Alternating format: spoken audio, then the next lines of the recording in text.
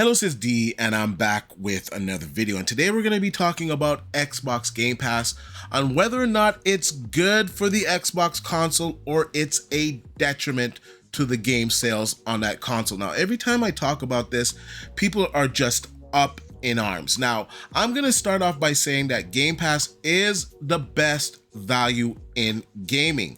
I think the games that you're getting in there, especially right now with that subscription service, are phenomenal. We just had Expedition 33 come out. We had Oblivion come out. You had Indiana Jones come out. Doom is coming out. So there's a lot of AAA titles in that service that justify the price tag for it. Now, the one negative thing about Game Pass is that it cannibalizes the game sales on the Xbox console. Now, because it's cannibalizing the game sales on the Xbox console, it is not really growing. Now, Microsoft should have stuck to their guns and waited till they had all of their studios up and running and these games cranking out on Game Pass service, instead of starting to put their exclusives on other platforms. I do believe if they did that, it would have made the Xbox platform a lot more attractive to gamers. But because the Xbox games, a lot of the exclusives now can be found on the PlayStation console, and more exclusives are coming over there. Microsoft has said this. So I don't know why people are thinking just because not every single game is coming day and date that they're not going to make their way over to the PlayStation. Recently, we just had Forza Horizon arrive on the PlayStation. It is selling extremely well. We have another report out that Indiana Jones is selling crazy numbers on the PlayStation platform, more than it sold on the Xbox platform itself. Now, the problem with Game Pass is that a lot of gamers, they're not buying games. They're just using the subscription service. And that is fine because that is what it was designed for. But the problem is it's not growing the Xbox console. And Microsoft saw this and they started to release their games on other platforms, and they're making a lot more money. Now, do you think a big corporation like Microsoft sees more money coming in and they're gonna cut it off? Now, once again, if Microsoft had stuck to their guns, I don't think they could have won this generation anyways, but I think they would be starting to sell more Xbox consoles. Now, last year, they sold 2.7 million consoles for the entire year. That is not a good metric. So yes, Game Pass is good for the subscribers, for the people that have it right now, but it's not growing the brand. I think the last time I checked, there was like maybe 34, 35 million Game Pass subscribers. I would have expected it to grow a little bit. So let's say it's at like 38, 40 million Game Pass subscribers, which is good. I don't want to say that that's bad. It's a good number, but it's not solely on the Xbox console.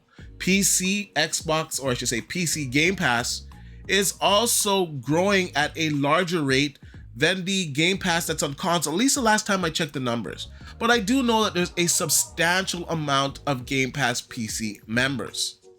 And even that number is not as high as Microsoft would like it to be, but both of them combined, so the console and the PC, it is a good number. But once again, it's not moving more hardware. It's not moving more consoles. Microsoft saw this, they put their games on other platforms, and here we are today. Now, over the weekend and early this week, I posted some stuff out there because I just get annoyed with some gamers' response to all of this. Now, I'm not trying to call on anybody or try to start wars with people. I'm just having an honest conversation. Now, I'm seeing posts like this. 3 days of Xbox Game Pass cannibalizing your sales. 1 million copies sold. Now, first of all, these 1 million copies that were sold is fantastic. Now, let's talk about the game. I have played the game. I, streamed it live when I was playing the game. I think it's a fantastic game. I think it's actually a Game of the Year contender. Now, with that being said, this is not an Xbox only game. It's on all platforms. Number two, it's not even an Xbox studio made game. So I don't understand people thinking that this is Xbox's savior. I think the real winners here are the Game Pass subscribers because they actually have this in their subscription service. And contrary to how a lot of people would like you to believe that this game is free, it is not free. You pay monthly for your subscription service, or you pay 6 months or a year, you stack it, whatever. But you are paying for this subscription service. So let's just throw that out the window that it's just a free game on Xbox platform. It is not. That's very misleading. Now, with that being said, games on the Xbox platform that are in Game Pass cannibalizes the sales on their console, cannibalizes the sales on their platform. Microsoft has come out and said this themselves. They said this during the FTC trial. There's other documents out there where they clearly say that Game Pass does cannibalize game sales on their platform. So I don't know what you guys are arguing about. The 1 million copies sold is mostly between the PlayStation 5 and PC. Now you say PC, there's Game Pass on PC. A lot of PC users don't want to use Game Pass. They rather play the game on Steam. Now, we also had some information come out that in the UK, 96% of the sales from Clair Obscur Expedition 33 came from the PlayStation platform. 96%. Now, people are arguing with me, oh, this is just physical. It's 96%. I don't care if it's just physical. How do you think it's going to be digital? There's going to be more people that bought it on the PlayStation. Oh, we don't know the Xbox numbers. Yes, we do know the Xbox numbers because Xbox themselves have admitted that Game Pass titles cannibalize their game sales. So we know it didn't sell the most on the Xbox platform. We also know that the Xbox platform doesn't have as many PlayStation users. Last time I checked, I don't know, it's 75 million PlayStation 5s out there compared to like 30 million or 33 million Xbox consoles out there. That's a huge divide. So naturally, where there are more gamers, more of them are gonna buy the game. It's just common sense. So the PlayStation carried it in Europe. People are saying it's just Europe, that's not North America. It's not gonna be much different in North America, where PlayStation sales are outpacing Xbox. So I don't understand the type of cope that you guys are on, but this is just not good for the Xbox platform. I'm not saying anything bad about the Game Pass service because once again, I do believe it is the best value in gaming. I am subscribed to the Game Pass service. I am playing this game in my Game Pass service. I enjoy Game Pass on PC. It is a fantastic value. In fact, it's even cheaper on PC than it is on the console. And I have access to all the same games that are available, day and date. So I don't want anyone to take this as me trying to downplay the Game Pass service, because once again, it is a fantastic service. And I have to repeat this ad nauseum because there's just going to be people down in the comment section, all in their feelings, just typing nonsense, saying, oh, you hate Game Pass. You don't see the value of Game Pass. I do. I just don't think it helps the Xbox console, specifically when you're putting your exclusives on other platforms. The PlayStation 5 has the Xbox exclusives. It doesn't have all of them, but most of them are there and more are coming. So they have already exclusive titles on the PlayStation 5 that are not available on the Xbox console, and they have Xbox exclusives, well, I shouldn't call them exclusives anymore. They have Xbox games on their console as well. So how does that make the Xbox platform more attractive? It doesn't. People are not going to get the Game Pass service to get an Xbox, or I should say, people are not going to get an Xbox to get the Game Pass service. The data just doesn't support this. And they've had fantastic gains in the subscription service.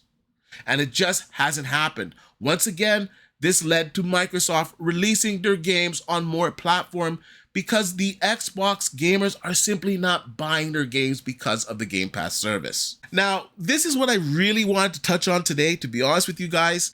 Infographics actually did a video on the end of the Xbox era and why it is failing. And I think it's a fantastic video and a must watch. I will link it in the description down below so you guys can check it out for yourself. So I want to react to this video. Now, I can't play the whole thing. I'm going to have to stop it and discuss parts of it because of fair use. I don't want to just copy and paste the guy's entire work because he did a fantastic job on this video and it's 18 minutes long. So I don't think you guys want to be here for another 18 minutes going through this video. So we're just going to go through some key parts, but it proves what I've been saying for quite some time. And to all the haters that always say that I'm just hating on Xbox and I don't like Xbox because they didn't have a next generation console or because they're bringing their exclusive games to other platforms. I'm against gamers because Microsoft wants to bring their games everywhere. My point is that it's not good for the future of the Xbox console. I don't think the brand is going to die. I think they're going to continue to make games. I think that the Game Pass service will remain. I think that the next generation Xbox console will be its last because I don't believe it will sell. Why would people buy that console when you can get their games in other places that have games that are not available on the Xbox console? So I think I've talked enough on this. I think you guys need to watch this video here and we're going to react to it in real time. 5 teenagers were begging their parents to get them the new Xbox 360. With games like Halo exploding in popularity, it looked like Xbox was unstoppable, poised to dominate PlayStation and Nintendo for years to come. But just 2 decades later, almost no one has an Xbox set up in their living room anymore. Now I'm going to stop it right here because a lot of people told me that I was lying, that Xbox sold more than 2.7 million consoles in 2024, and you're seeing Infographics because we all have the same data. They sold 2.7 million consoles in 2024. Do you know in the month, I believe it was either November or December, that Sony sold more consoles than that in that month? So they sold, I don't know, 2.9 million consoles of the PlayStation 5 and I believe the PlayStation 5 Pro combined in either November or December of 2024. And 2.7 million consoles for Xbox was sold for the entire year of 2024. You can't tell me that's a good metric for Xbox, that shows that the console has a bright future. That is a very disappointing number. Those are horrendous sales numbers for the Xbox console. Let's just watch this video a little further. In 2024, Xbox recorded its lowest US console sales ever, moving just 2.7 million units. Hardware revenue plummeted 42% compared to the previous year. So what happened? How did one of the best consoles with one of the most popular gaming franchises in existence end up failing? Wait, where are all the big games for Xbox? What about that huge RPG that everyone's talking about? You could have sworn the developer announced it was coming to Xbox. You check and it's available on PlayStation. What? Why isn't it on Xbox? In fact, why isn't anything popular available on Xbox? And that's the first big reason why Xbox is failing. Game developers just don't want to release their titles for the console anymore. Why? Well, the Xbox Series S is part of the problem. It provides inconsistent support for third-party developers. Now, I want to react to this part here. A lot of people got on me because I don't like the Xbox Series S. And I feel the Xbox Series S holds the other console behind because it has to have parity. And because of this parity, we're seeing a lot of games not being released on both consoles. Now, I've always had the opinion that release it on the Xbox Series X and work on the Series S console version. And when you get it up and running, release it there, or allow Xbox Series S users to play that game via the cloud until you can get it running natively on the console. Now, a lot of people, they balk at this idea, and I think it's a fantastic idea. I think it would help the Xbox Series X owners. I think it would allow more games to be on their platform. Right now, we still don't have Black Myth Wukong. Baldur's Gate was delayed for so long because of the Xbox Series S. We've heard other developers talk about this. They should have taken the approach that Sony did, release a digital console as well as a disc-based console. Now they're doing that, but it's a little bit too late because the Series S is out there. Now you release the Series S and the Series X when the PlayStation 5 comes out, and people are seeing that the Series S performance is nowhere near what the PlayStation 5 is doing. And that kind of started the whole debacle with the Xbox Series S and the Series X. Now, the Series X is a good console. I would say the Series X and the PlayStation 5 are pretty much on par. You know, it wins some games, it loses some games, same with the PlayStation 5. So you're getting about the same performance on both consoles, but that Series S, it just muddies the waters. Now, let's just watch this video a little further. Many game developers have experienced technical problems getting their games to work on the system. Xbox released the Series S and the more powerful Series X together in November of 2020. An interesting decision, instead of just releasing one new console to center the hype around. The compatibility between the two systems has actually created a whole host of other problems for the company, and we'll get to that soon as well. Developing the Xbox version of Baldur's Gate 3 for some time now. We encountered a few technical issues in the development of the Xbox version that prevented us from feeling 100% confident in announcing it. We were unable to get split-screen co-op to the same standards on both Xbox Series X and S, which is a requirement for us to be able to release it. The problem is, when the highly anticipated games get delayed on Xbox, but are released on time for other consoles, it pushes more gamers to choose a different platform. When a game like Baldur's Gate 3 eventually arrives on Xbox, more than 3 months after the PlayStation release, most of the initial hype has faded, and many players have already moved on. That means only existing Xbox owners will buy the game, but no one will be motivated to buy an Xbox just to play it. When this pattern keeps repeating, gamers will naturally choose the console that gets major releases first, or even exclusively. In this case, that means more and more players are picking up the PlayStation 5 over Xbox. Which brings us to the other way in which Xbox is messing up. Not only does the console not have a lot of games that you wanted, the games it does have all seem to be available on PlayStation as well. Xbox is talking about how it's going to release Indiana Jones and the Great Circle in December of 2024, but then you learn the game will also be released to PlayStation in spring of 2025. Doom: The Dark Ages is scheduled to be released on PlayStation and Xbox on the same day, May 15, 2025. What is Xbox doing? Well, it seems even Xbox doesn't really know. The company has almost no exclusive titles anymore, further driving down their console sales. Now, I'm so happy that the Infographics did this video, because I get so much heat all the time. These are the things that I've said previously in videos on X. I've said this ad nauseum. The reason why they are failing is because they're putting their exclusives on other platforms. That was the nail in the coffin. Can you imagine if they had stuck to their guns? All these games that are going to be in their Game Pass subscription service, if they were only available on Xbox, do you really think that gamers wouldn't go out there and grab an Xbox for Doom, for Call of Duty, for Indiana Jones, for the future Halo if they improve the game? They would. But now that Xbox is releasing their games on other platforms, it's another reason not to own an Xbox console. I just don't understand how gamers don't see this. And I guess you're going to get proven wrong by watching this video further. So let's just carry on. It's a mystery why Xbox isn't securing more exclusive rights to major games, especially since Microsoft has owned ZeniMax Media, the parent company of Bethesda, makers of Fallout, Elder Scrolls, and Doom, since 2021. Considering they spent $8.1 billion on ZeniMax, you might think Microsoft would get them to make games exclusive for the Xbox. But Xbox can't get exclusive rights to other major franchises that would drive gamers back to their console either. And y'all are mad at me because I don't like the fact that Xbox exclusives are going to be on other platforms. I told you the reason why it wouldn't be a good idea, because it would kill the Xbox console. And you're seeing this happen in real time. Now, there's a lot of people out there that are just delusional. Xbox can never do no wrong, and they're going to be ride or die for Xbox until it's under. And I just can't do that. I've been loyal to the Xbox brand from day one.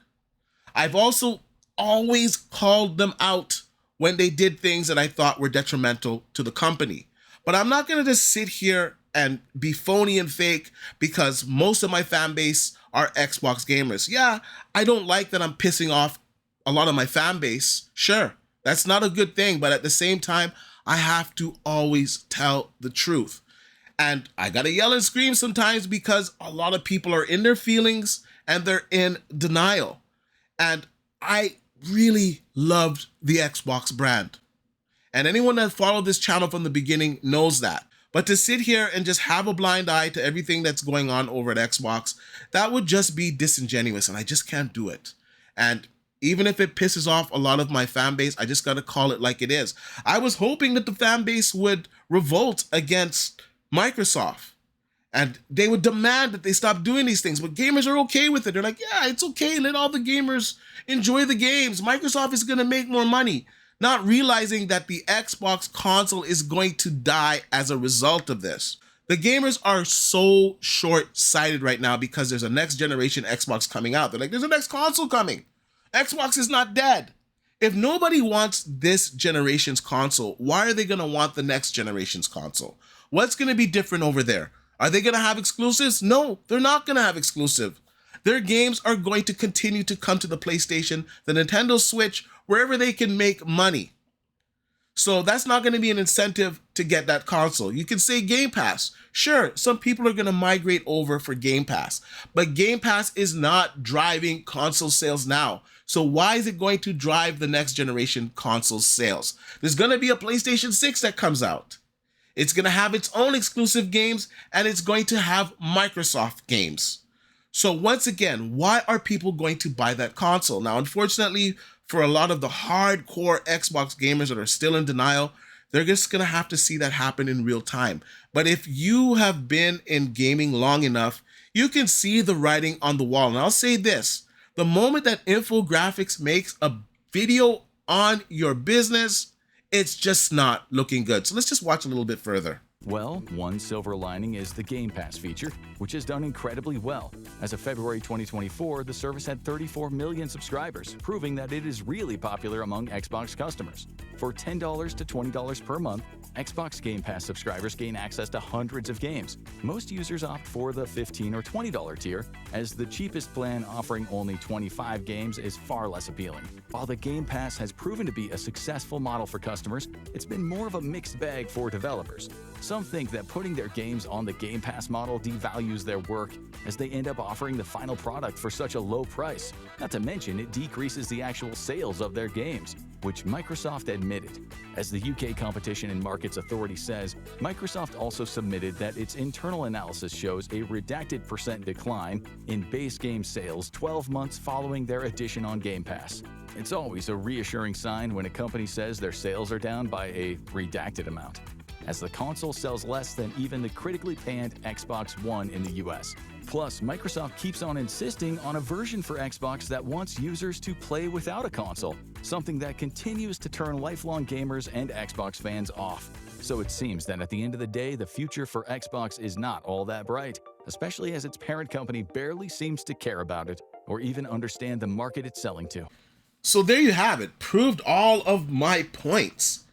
Microsoft themselves have admitted that it cannibalizes their sales. I didn't know that during the trial, the UK submission, that they redacted the amount of sales that they lose. So that means that it's a high number that they don't want people to know. So they are admitting that their Game Pass subscription service decreases the sales of games on their platform. So this is a fact. If the parent company is actually saying this, how are you fanboys out there saying something else? It just doesn't make sense. Once again, putting their games on another platform makes the Xbox console less appealing. The Game Pass service, I think, is a fantastic service. I think it's the best value in gaming, and I think it's here to stay. I'm just simply saying that they were just not able to sustain the current model with them buying all of these studios. What they should have done is they should have kept some of these games exclusive on the platform, the majority of them, and that would have made the console a lot more appealing. Doom coming out, Indiana Jones, all these other games that are in the Game Pass service would have made it a lot more appealing.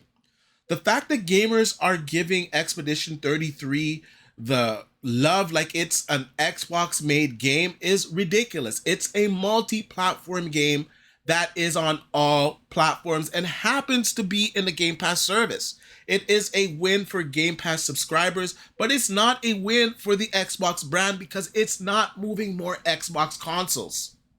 It's not moving more game sales for Xbox. I don't even think it's moving Game Pass that much. To my recollection, Game Pass is growing the most on PC right now. We see the hardware numbers for the console. 2.7 million consoles sold for the entirety of 2024 is not a good thing. You want to move a lot of consoles so you can get more Game Pass subscribers.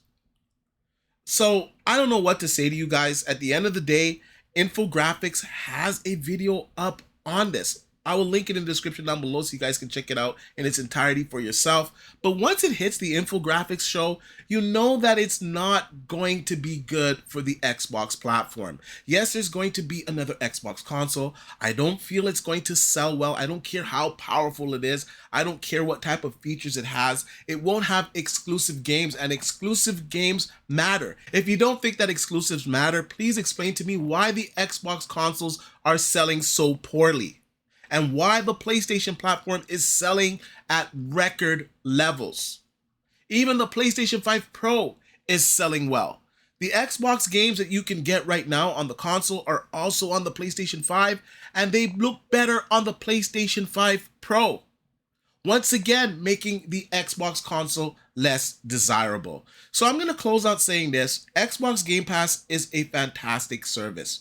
Does it help Xbox? I think it keeps them alive. I think it kept them relevant. I think that the Xbox Game Pass service is great if you like to enjoy games on the Xbox platform, if you want to enjoy their games on the PC. Unfortunately, it's not at the levels that Xbox, that Microsoft expect the service to be. Thus, they are releasing their games on other platforms, and this ultimately hurts the Xbox console. Now, to answer the question, does Xbox Game Pass hurt or help Xbox? And I gotta say, it's somewhere in the middle. I think it helps with the Game Pass subscription service. I think it helps with their ecosystem a little bit because you're getting these PC Game Pass subscribers, you're getting these console Game Pass subscribers. But at the same time, it's not growing near the rate that they would like to see it at.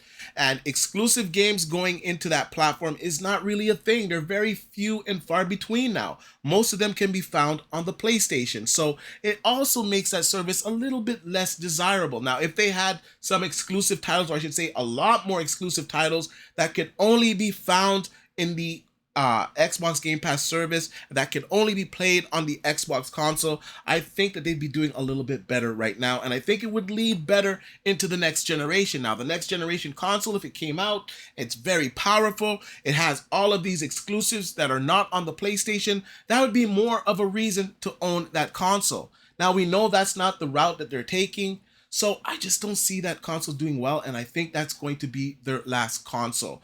So I don't think it helps with game sales on that console.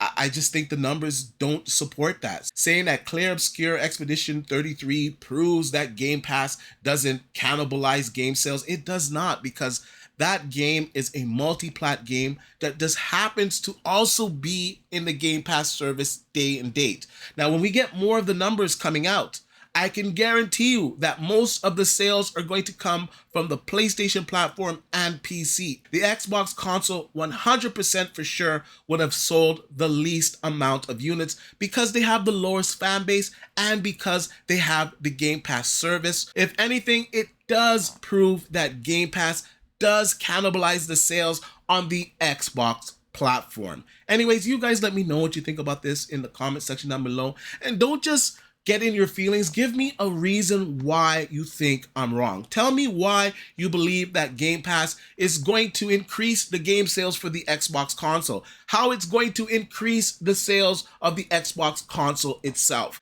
Let me know in the comment section down below, and like I usually say, please like, share, and subscribe to the channel, and I'll see you guys on the next one.